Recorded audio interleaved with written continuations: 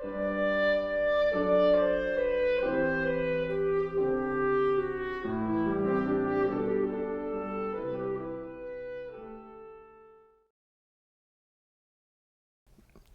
of the talk, or the area to explore this morning, I thought could be a shift of identity.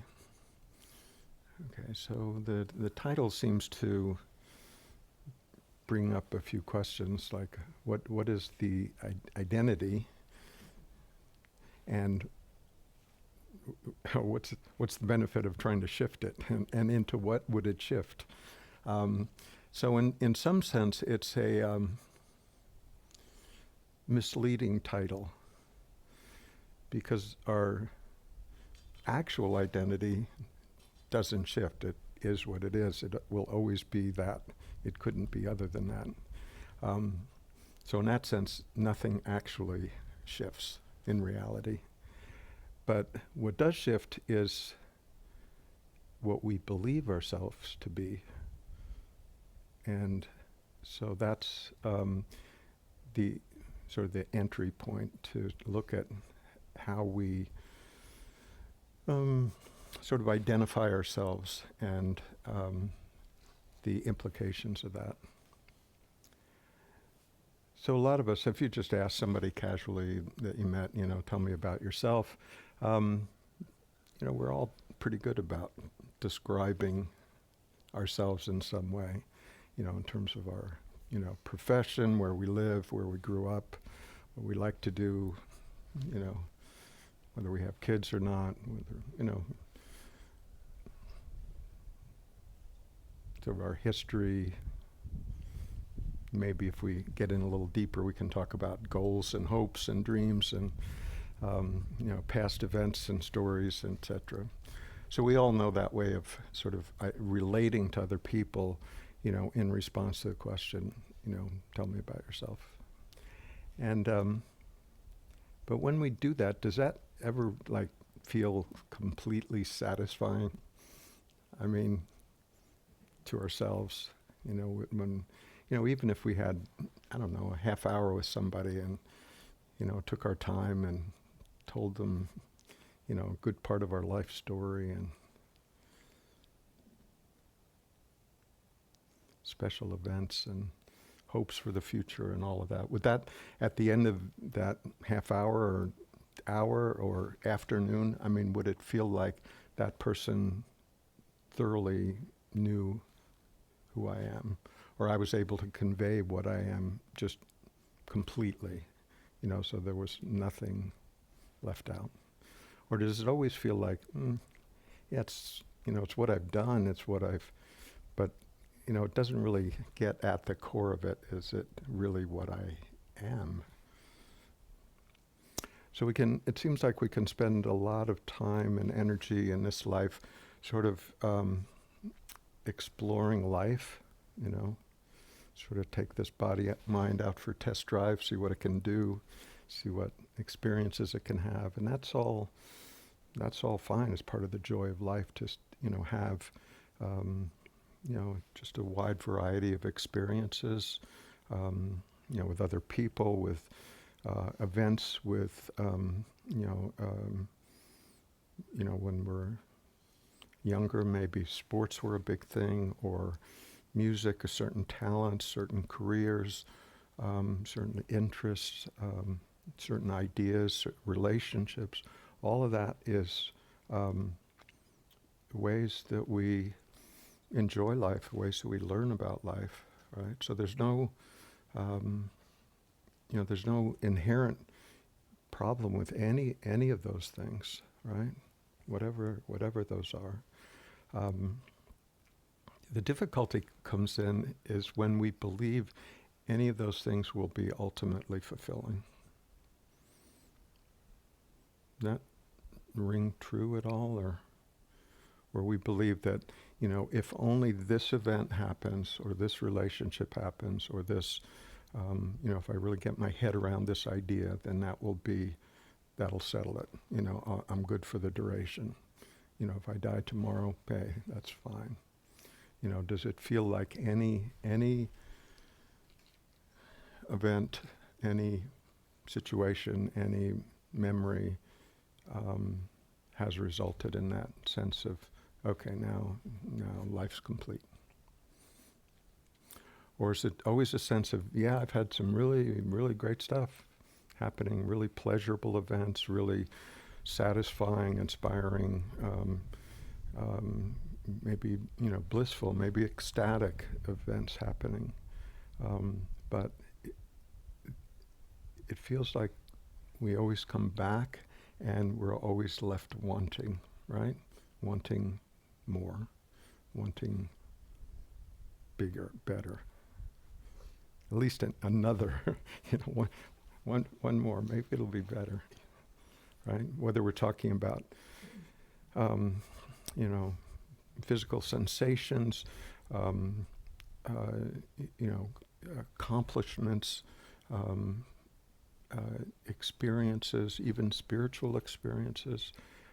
It's as inspiring, as instructive, as informative, as transformative, as all of those things can be. There's still a sense of yes, and it's not quite enough, not quite complete.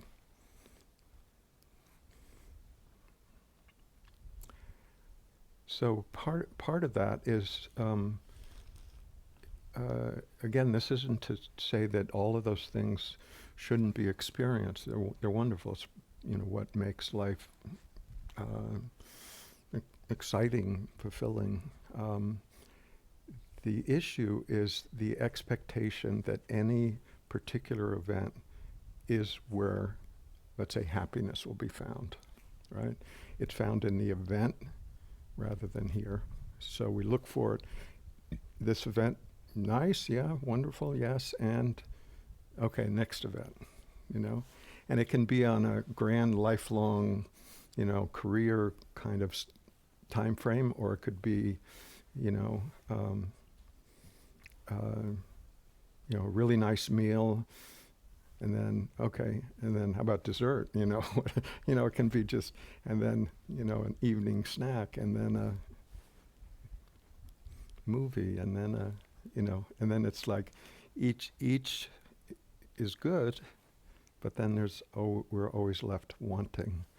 And if we get something that's really good, sometimes it can satisfy that wanting for a period of time. Days even, maybe weeks, You move into that house that you always wanted, house of your dreams. It's great, right? Feels good. And a couple months later, it still feels good, A year later, it's got some maintenance, maybe, So what I'd suggest is when we actually, if we dream about something and say, okay, there's the fulfillment, and that, I don't know, promotion or relationship or house or whatever, and we finally arrive there, then for a short period of time, that sense of wanting isn't there because we got what we wanted, right? But then, if the house was actually the source of happiness, as long as we lived there, we would be happy. Right? But that's not how it works. It whatever, we have a goal, we reach the goal, then there's feels really good. Nothing wrong with feeling good, but then if we believe that the source is there in the object or the experience, then we're left chasing the next thing, right? And there's no end to it. That's if we get what we want. If we don't get what we want, then of course that's frustrating, and we're still left wanting, right? So that whole movement, movement into the future, movement into more, better. And the same can be true with, even spiritual experiences, even like really powerful spiritual experiences, they can feel, just extraordinary. And they can transform the way we think about things. They can be really instructive. They can be really blissful. And they can also be really addictive, right? Because the sense is that's where it's at, having that experience, and maybe the next one will be even better, right? So what's true for a house or car is also true for just experiences, including spiritual experiences, mind-blowing bliss. But spiritual experiences are in some ways like every other experience, and that is that they come and they go, right? But then there's this special spiritual experience that we can call enlightenment or awakening. Now, that'll be permanent, that one, right? That's the belief that a particular experience will resolve everything. But the belief is that it's in the experience itself. The experience, even what you could call an awakening to what we truly are, as transformative as that is, the actual manifestations of that experience, the bliss, the physical, awe, the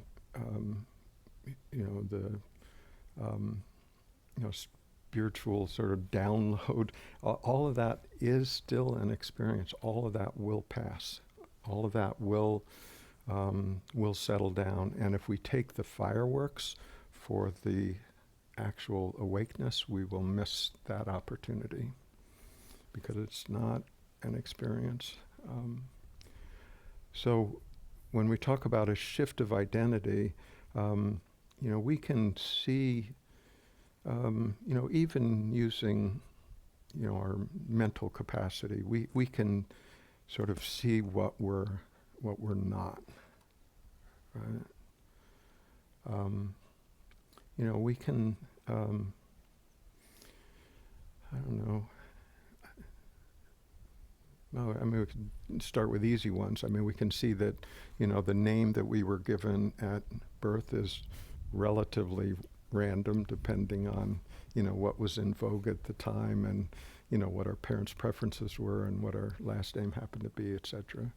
So we can say, okay, that's how people identify us. But, if I had another name, just by happenstance, I'd still be what I am, whatever that is. Okay, so we can see that, okay, that doesn't, my name doesn't truly define what I am. I don't know. Even if you were a member of the royal family, well, that name, well, that certainly would define who I am. No, not really.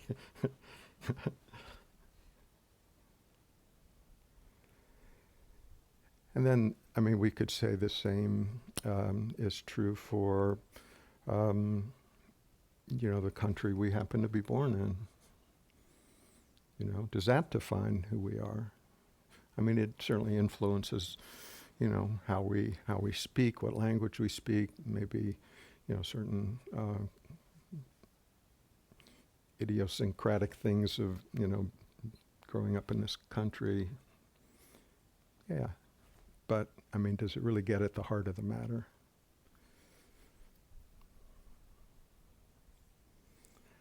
And then, we could talk about,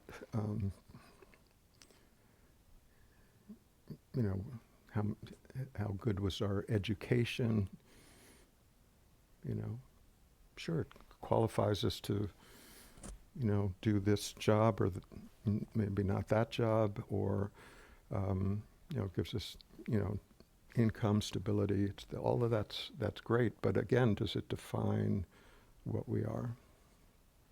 So what we're talking about isn't a question of knowledge, the sense of being able to figure out what I essentially am. What the brain is good at is figuring out, or what it's capable of, is figuring out what we're not. So, I mean, we can, it's relatively easy to see that, what I essentially am is not my profession, not my hobby, not my gender, not my age, not my health, not my wealth, not my, all of that. Not who we essentially are. But there is something that is alive, present, right, that we can sense into. I mean, I might know fundamentally that I'm not all these qualifiers, but there is a sense of, yes, but there's something here. I do know that I'm here, I'm alive, I'm present now, in this moment. I may not know what that is, but there's something that exists here, right? I mean, we're sort of getting down to the core of it. That's something we can say with some certainty. So any qualifier that comes after, like I am, everything after that, whatever we add after that is only going to be partially true, right? I am a good person. Well, most of the time, maybe not all the time. I am a anxious person, maybe, but not. Does that totally define who you are? No, it's just maybe some patterning that arises every once in a while.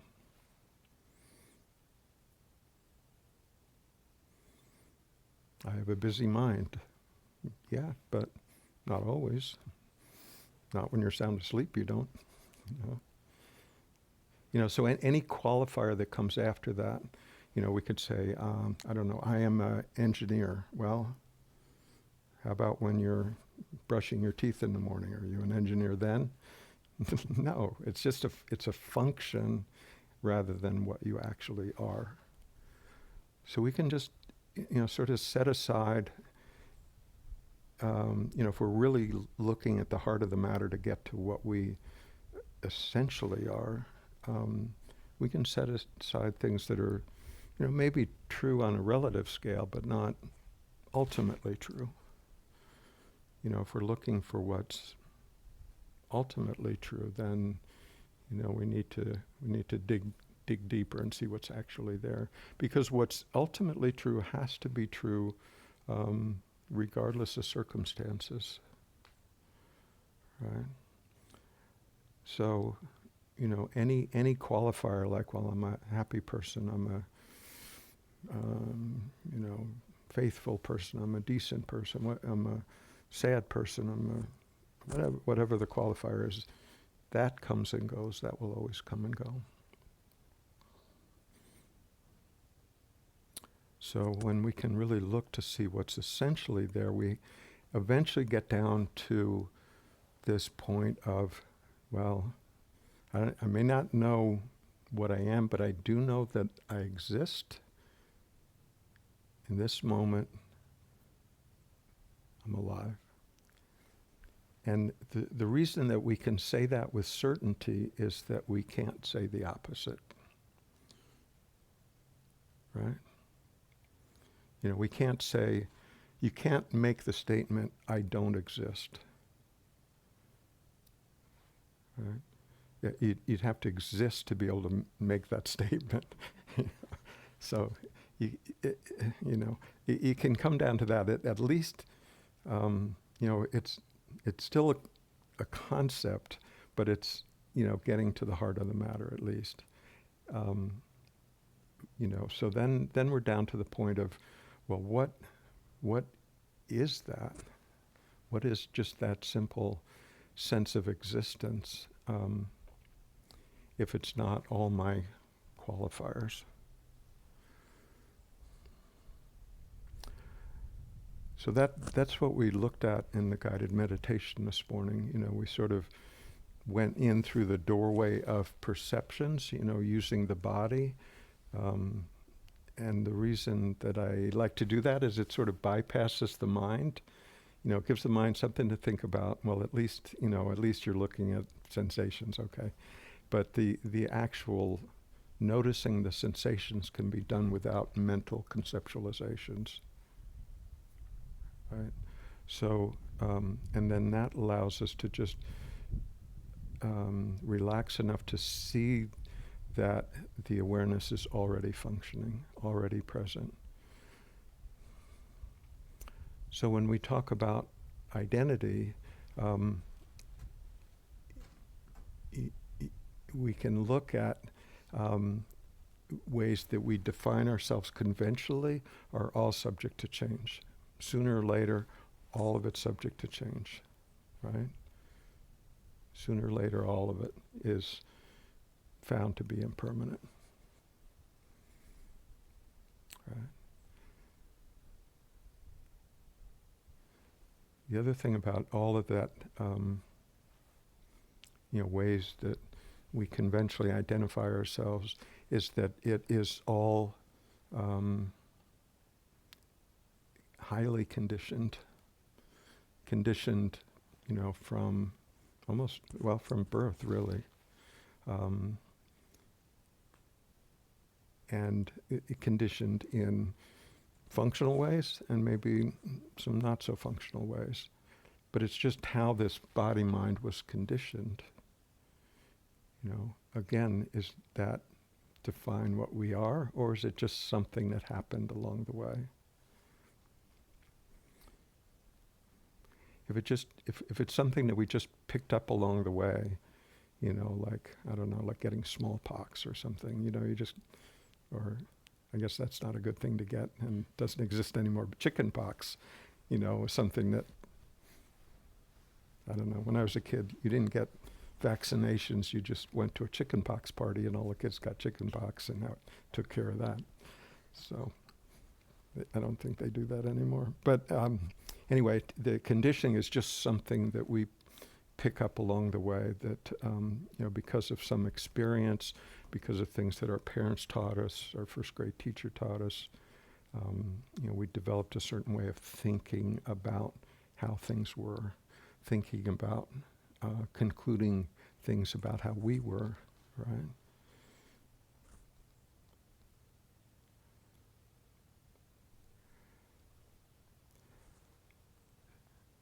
So, one fruitful area to look at is, does any of that conditioning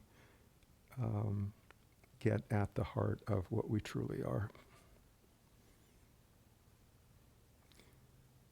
One way to look at it is we can see when that, let's say, limiting, the conditioning that limits how we would like to be in the world. When that conditioning arises and we can see that, that sort of limitations that it imposes on us, even while that's happening, is there not still awareness that notices the limitation of that conditioning? So we can be identified with the conditioning, or we can be identified with the awareness. So which is more solid ground to stand on? Right? Conditioning is something that sometimes is functioning, sometimes not. Something that we picked up over the course of the lifetime. The conditioning that's not that functional, sort of limits our experience of how we are in the world. Okay, that's over here. Okay, over here we have awareness that is present.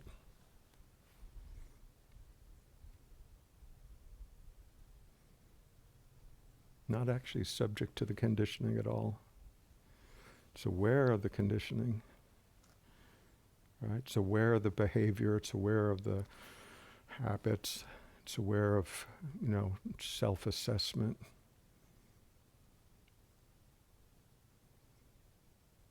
But it's not, in itself, it's not actually touched by any of that, is it? You know, I mean, we've all gone through all kinds of experiences in this lifetime, you know, pleasant, not so pleasant. And yet, here today, that awareness is still functional, isn't it? So we could ask, I mean, has that awareness in all of that turmoil, ups and downs, everything that's ever happened to us, has that awareness been tainted at all?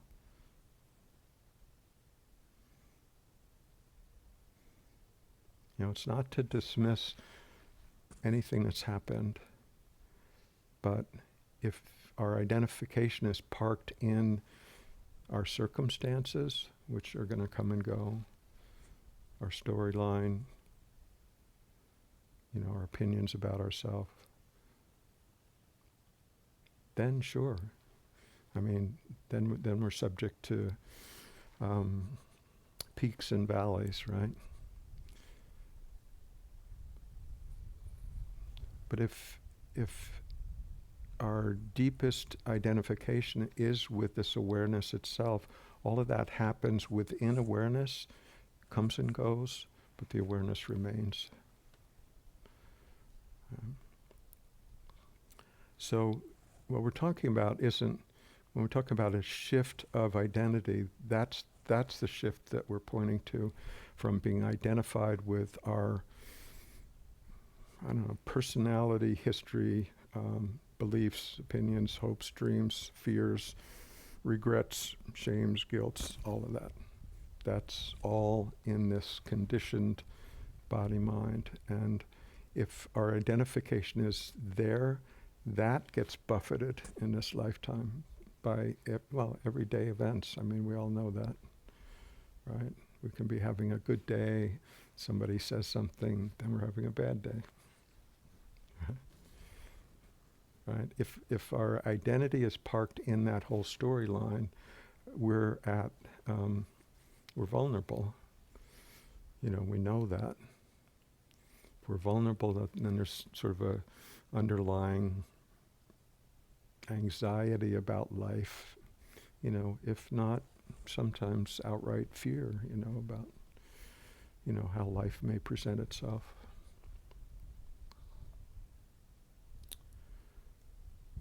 So in some sense, I mean, this isn't a matter of, well, okay, I guess you're right. I guess I'll just believe that I'm awareness. Well, that's not actually helpful. What is helpful is to consider the possibility that that might be true, you know, and find out for yourself if that's true by really looking deeply. And at first it could say, well, you know, this life, everything seems, you know, real, you know, this body, you know, looks and feels real, you know, everybody else's bodies looks real, you know, trees look real, you know, solid, whereas this awareness is like a little bit flimsy, right? You know, sometimes I can sense into it, sometimes I can't quite. So it can feel like, well, it's a little elusive, you know, is that, I don't want to bet the farm on something that elusive. On the other hand, the awareness is, when we know where to look, is always present. It's never absent. Our attention may be focused somewhere else, but, you know, it might be, you know, focused on, I don't know, a year from now taking a trip to Hawaii or someplace. You know, but that is still happening in the present moment. Our attention might be on that thought, but the awareness is aware of that thought. So the awareness is always present. So it has that going for it. You know, so here we have something that's always present, not subject to harm.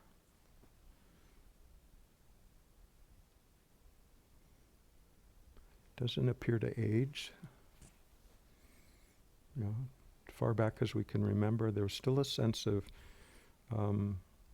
Yeah, I was that then. In the meantime, our entire cellular structure has come and gone several times, and the storyline certainly changed, our opinions changed, all of that's come and gone.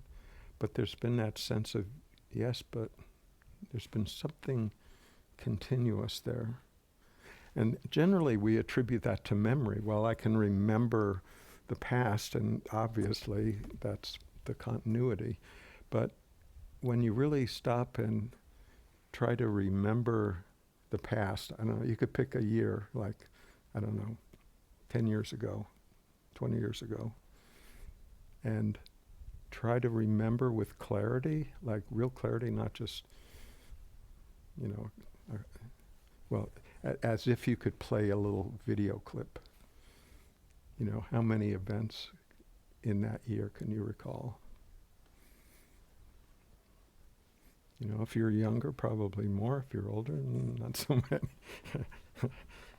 And if you think back, a few decades, you remember where you lived and what you were doing sort of generally, but what you were doing any specific day, 999 times out of 1,000, you don't. Even a week ago, you knew you know that you must have brushed your teeth that day, right? But can you remember the actual clear experience of doing it? So that sense of memory gives the appearance of, well, that's what's continuous is my storyline. And we believe that we can remember it, but when we go to actually trying to do that, we realize it's a snapshot here, a little video there, and months in between, or weeks or days, or even trying to remember back to yesterday. It's not like we can replay the video of the whole day. So the reason that I bring that up is that we attribute that sense of continuity to memory, but I'd suggest that it's this ever-present sense of awareness that was there for the whole show. The memory may or may not be there, not actually all that relevant, but the awareness was there, for everything was there through thick and thin. It didn't run away from the worst thing that's ever happened. It was present for it all.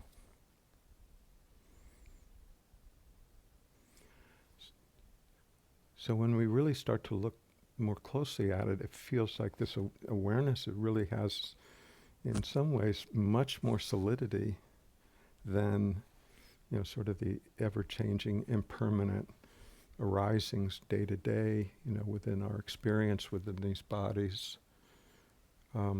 That's all subject to change, all subject to impermanence. And a lot of times in spirituality, impermanence is presented as like a negative thing. Like impermanence somehow causes suffering. And I don't see it that way at all. Impermanence is actually what makes life enjoyable, right? It may not always be fun, but it's a multi-dimensional show that is always happening, right? We never know what's going to happen next. It's always changing, and that's the aliveness of it. You could say, a seed from that locust tree over there, if it was permanent, it would never sprout, right? It requires the impermanence of, all life forms to actually evolve and grow and interact. So impermanence is not an unfortunate part of life. It is what life is. It is a necessary part of life. So that's not what causes the suffering. The suffering from things changing is believing that our identity is parked in an idea about ourselves that is um, subject to, the comings and goings of life's events, right?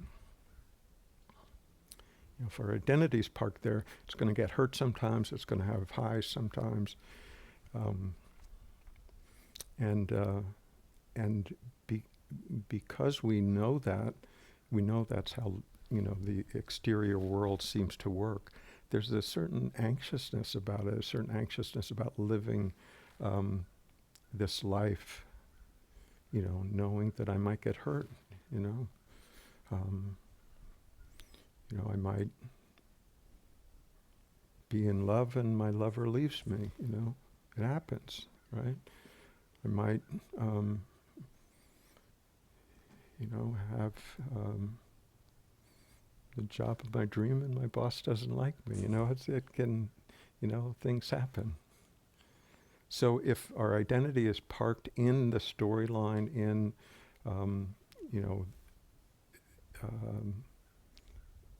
where it's subject to feeling good when things go our way, subject to, feeling down when things don't, we're always going to be subject to that. But if we can just sense into this awareness that is already present, that show still goes on, but it's much more enjoyable when we're not ultimately affected by those outside conditions, right? We can still enjoy the show. We actually can enjoy it much more.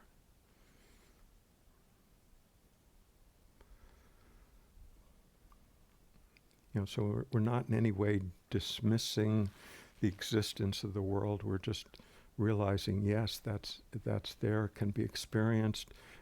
We can actually be free to enjoy that, knowing that the awareness itself is and will remain.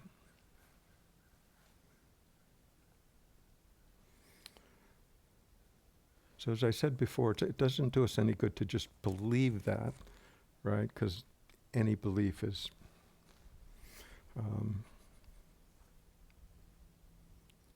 any belief is just a concept, right? We only call it a belief because we don't really know. So this isn't about believing anything. It's about suggesting that there is a possibility, a very real possibility of experiencing what we actually are, that is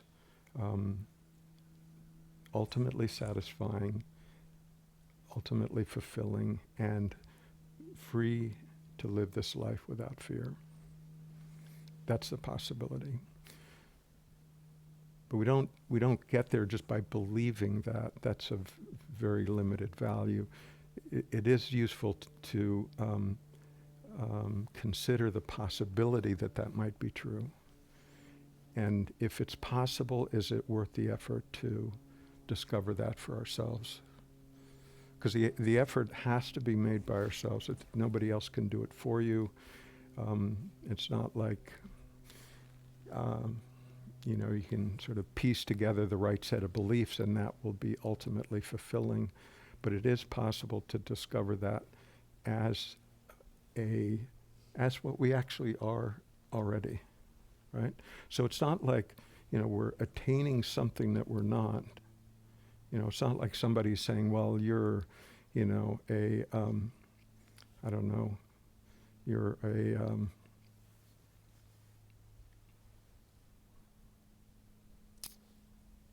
horse now, but, if you just became a giraffe,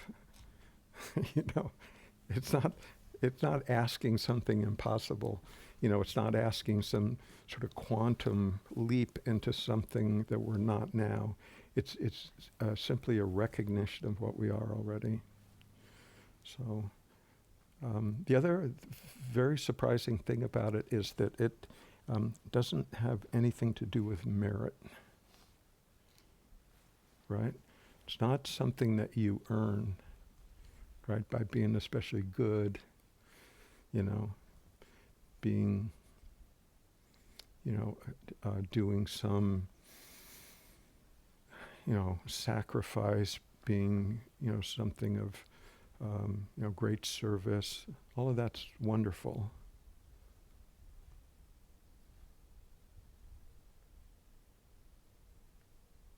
Well, it's wonderful if you're actually doing it to be of service. It's not quite as wonderful as if you're doing it, I don't know, to get into heaven, for example.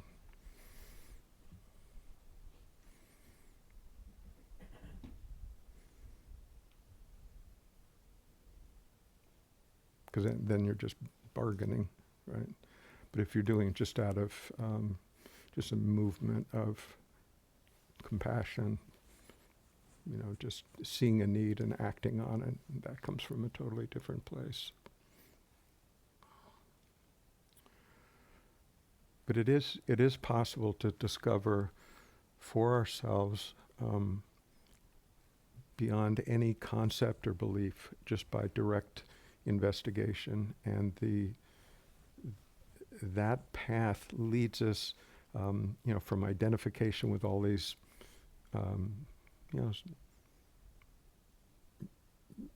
ways we identify ourselves that may be relatively true, but seeing through that as just not being of ultimate importance.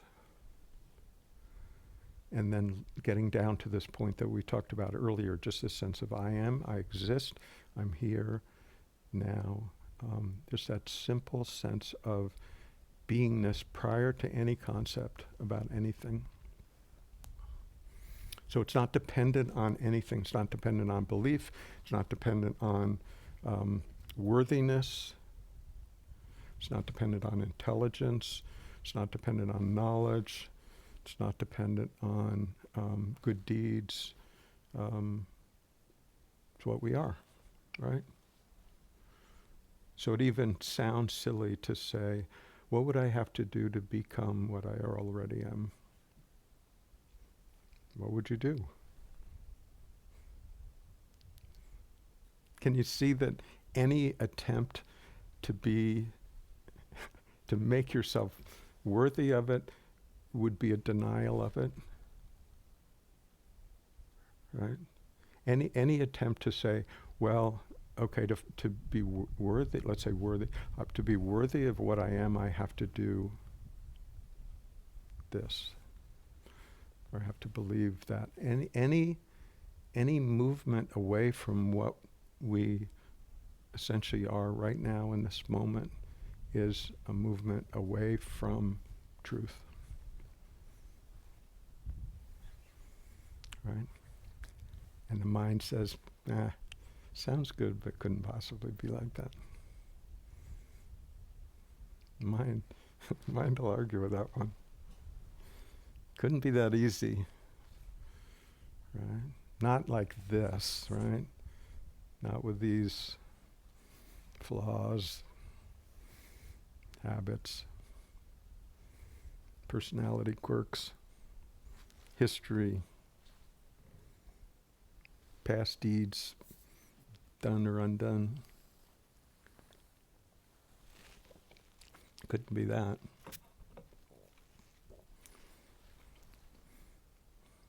But if we're just checking in to see whatever it is that we are has to be true, like always. You couldn't be what you essentially are one moment, and what universe would you be in the next moment if you weren't always essentially what you already are? So it can't be something that comes and goes. Right? So that eliminates a lot from possibilities. Sort of narrows the search. Right? I mean, it can narrow the search as well. One thing that I can feel like directly is that what doesn't come and go is this sense of me here, now, and it's not subject to circumstances or ideas or anything, but there's a sense of a deep knowing that, yeah, I exist. Right? Just that simple sense. And that staying with that simple sense of just this I am, whatever that even means, 3 letters, 2 words, just simple, is one of the cleanest doorways to go through. And we can take note that any attempt to conceptualize it pulls us away from that. It's not a point of conceptualization. That just interface right there in that sense of I am it can still be based in the mind, that sense of I am, but it's really not the idea of it, but the feeling of it, just sensing into that frequently over an extended period. So there's probably one of the most brilliant minds of the spiritual tradition anyway, in the last century was Indian man named Nisargadatta, and that was his entire practice. And afterwards he sort of said with a certain amount of pride, and it only took me 4 years. But staying with just that precise sense of just beingness, like, what is that? Just that sense of curiosity, just to dwell there and to come back to it often during the day, not even sort of waiting till you have 20 minutes to sit down to meditate, but, like walking to the bathroom or to your car or, drinking a cup of tea. And many, many opportunities during the day just to come back to that. Well, I'm still here. Wow. Coming back to just that sense of presence. Right? And then we might get lost in thought, activity, just fine. Awareness doesn't have a problem with that. It's not offended.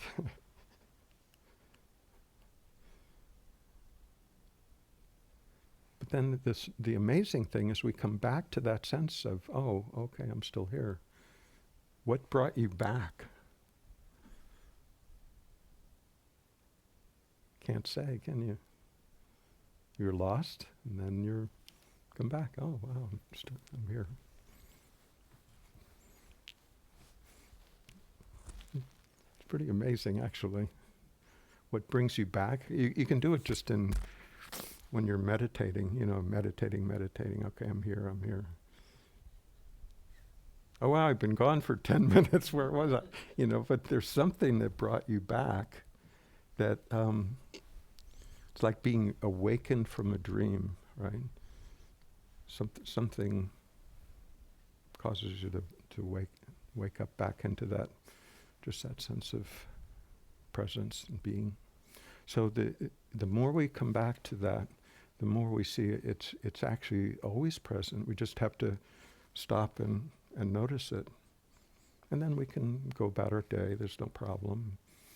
But, as often as we come back to it, more and more we just get the sense of it is always present.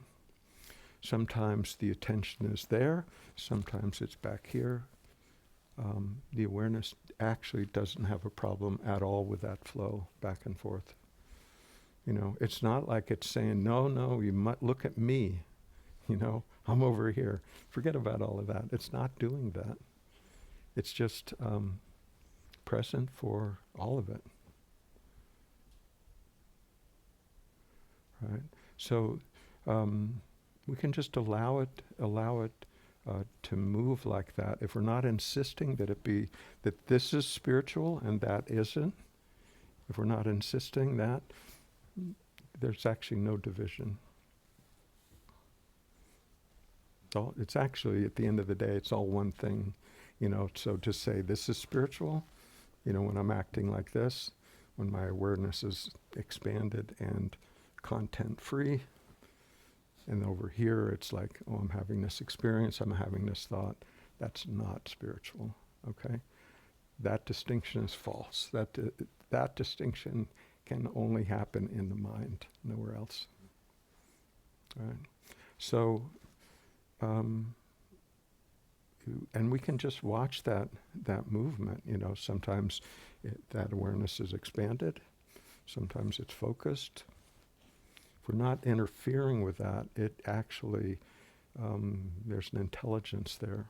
It will know when to move, act, talk, and it'll know when to relax. The mind doesn't know when to relax. It'll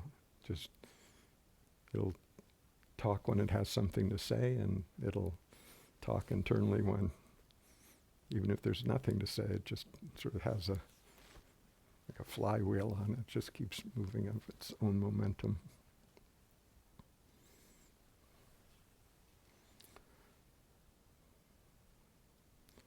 So if we,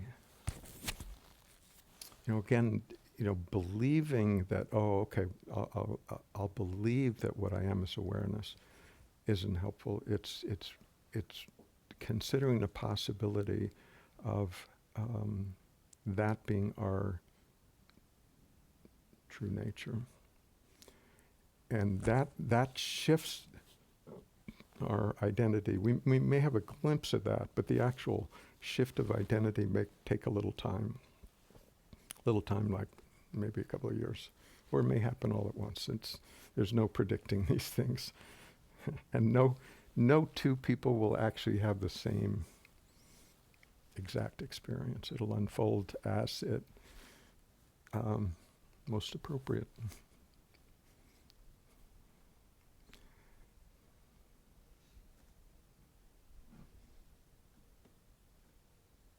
But the shift of identity is really the shift of, I'm basically a person with this history and storyline that occasionally has, meditates, or occasionally has a spiritual experience, and then I'm back to being who I've always been. That's the normal state of affairs.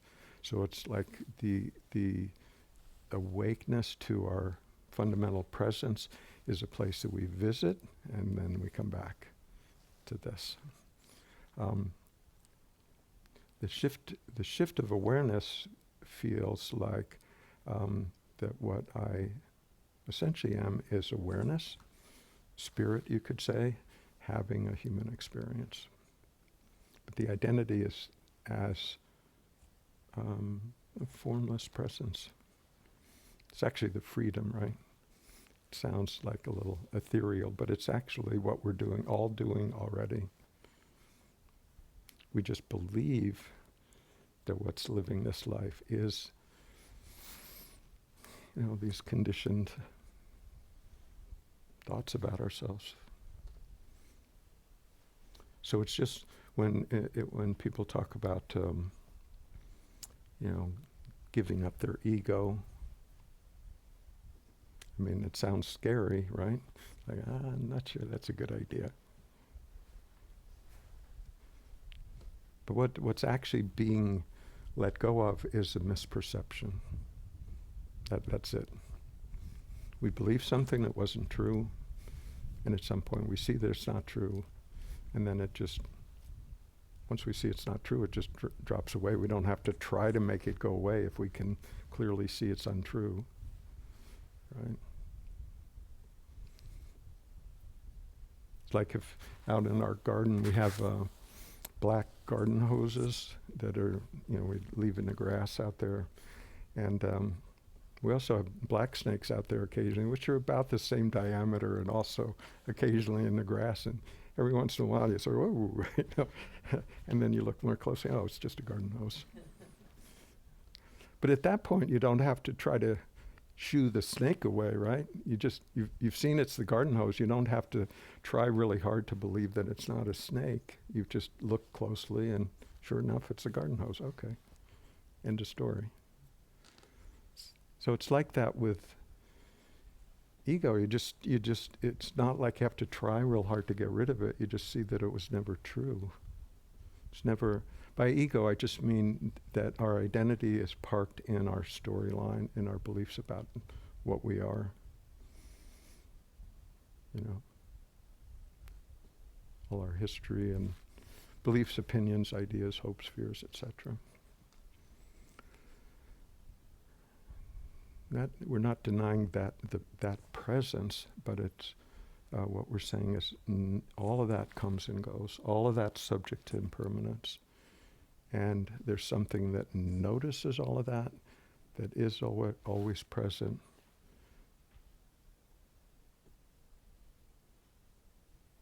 That can be found through our own direct looking to be what we actually are. And when that is discovered for ourselves, not as an idea, but as a sort of a full body recognition of it, it is immensely liberating. It's liberating because we realize that it can't actually be hurt. Free, right? Free to experience everything.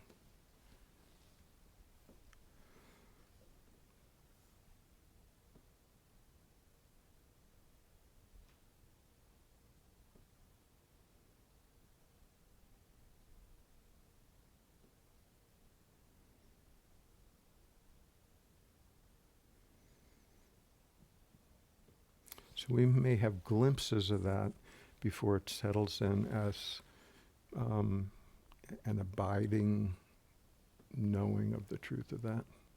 We may glimpse it and, oh, okay, I got it. Then the mind comes in and says, yeah, you're so sure, Is that really it? The mind is immensely clever, and it doesn't like not to be in charge. So any realization of freedom beyond the domain of mind, the mind is like the gravitational force, on the rocket ship, and it's like pulling it back down into its domain, likes to stay in control.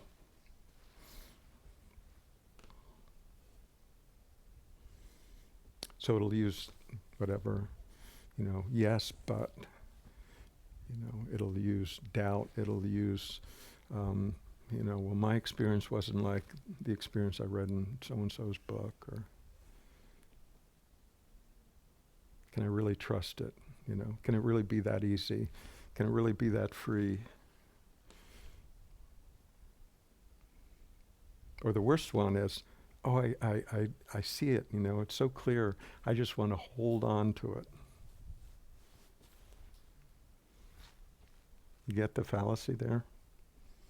Right? Who wants to hold on to it? If it's what I essentially am, how hard do I have to hold on to it?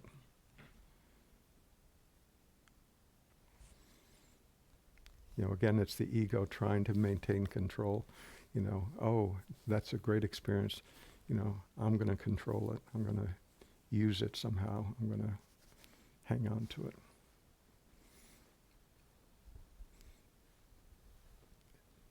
And the thing is, you really, really want to hang on to it.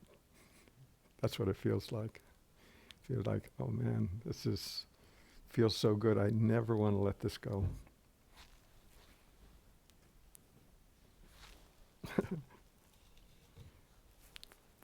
And what is needed is to be willing to let that go too. Can't go anywhere. If it's what you are, where's it going to go?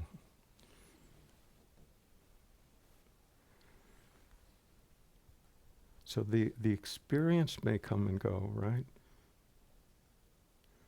But what we essentially are is present for every experience. So even the experience of awakening,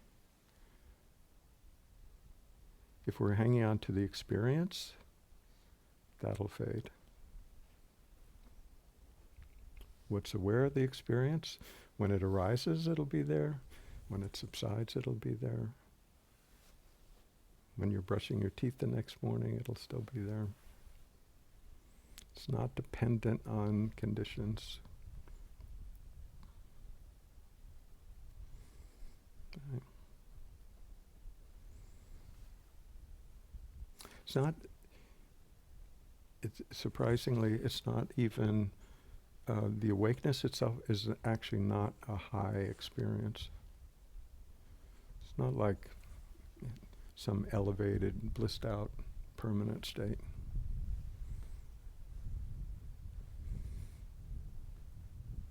I mean, I know that's been advertised like that, but that's not what it is. It may feel like that for a while, maybe for months, but it'll eventually, it's not that it subsides, but it's recognized, it's bliss as compared to what it felt like before. But when we get used to that, it feels more like peace. It's not an elevated state, it's like a deep peace.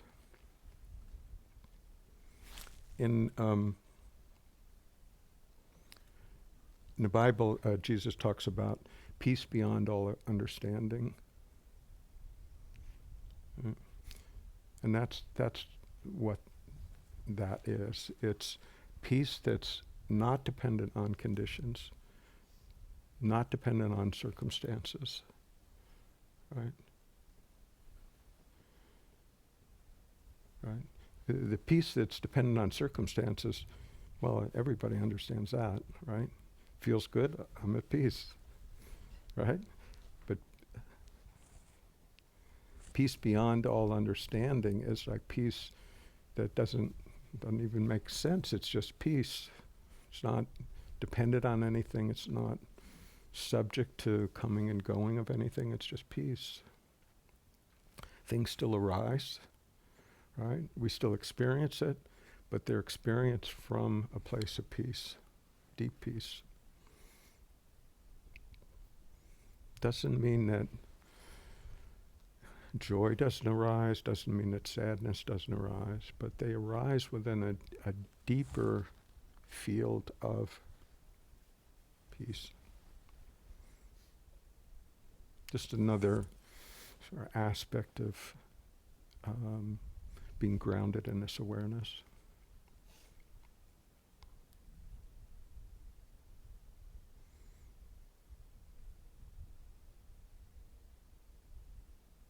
And from that deep state of peace, there's nothing actually that's needed to improve it, enhance it, right?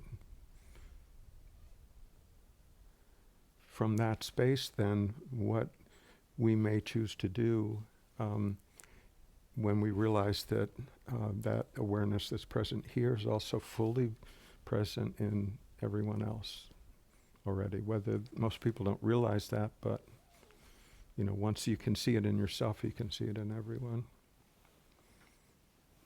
So from that space of recognition of presence, awareness here, presence, awareness everywhere, actually,